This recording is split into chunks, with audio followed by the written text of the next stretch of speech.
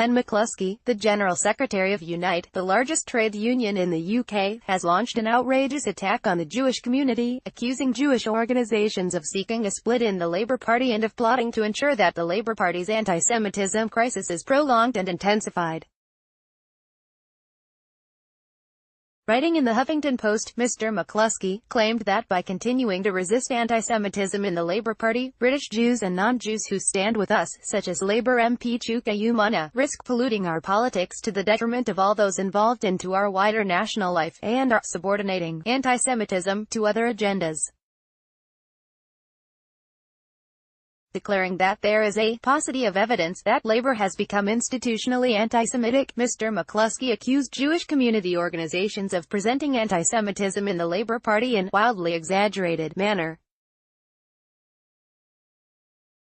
Listing a series of supposedly exemplary actions by Jeremy Corbyn to tackle anti-Semitism, Mr. McCluskey then attacked the Jewish community by name, writing, "What is the response from the leading Jewish community organizations to Mr. Corbyn's record of reaching out, of understanding, and of action?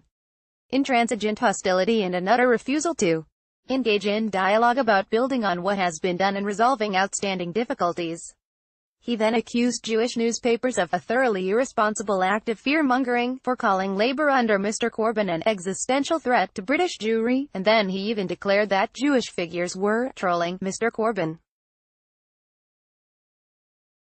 Perhaps worst of all, he attacked the motives of the Jewish community, writing, "I am at a loss to understand the motives of the leadership of the Jewish community." He then called the Labour Party's refusal to adopt the international definition of anti-Semitism a misunderstanding, and demanded that the Jewish community put this row behind us, before ending by branding Labour MPs who have stood up to anti-Semitism in the party as secretly embracing capitalism, the free market and the alliance with Trump's America. Mr. McCluskey has a track record of disgraceful interventions in the Labour Party's anti-Semitism crisis. He used a BBC interview to call anti-Semitism mood music to undermine Jeremy Corbyn's leadership, and claimed that those making allegations of anti-Semitism have been playing games. He has even claimed that media coverage of the allegations is a right-wing plot and rallied his supporters to mass report a Twitter account that exposes anti-Semites in the Labour Party. Earlier this year, writing in the New Statesman, he launched an attack on those Labour MPs who fight anti-Semitism in the party, claiming that they oppose Mr. Corbyn on every point and merely use anti-Semitism as a tool, threatening them with the prospect of being held to account, having hinted at mandatory re-selection.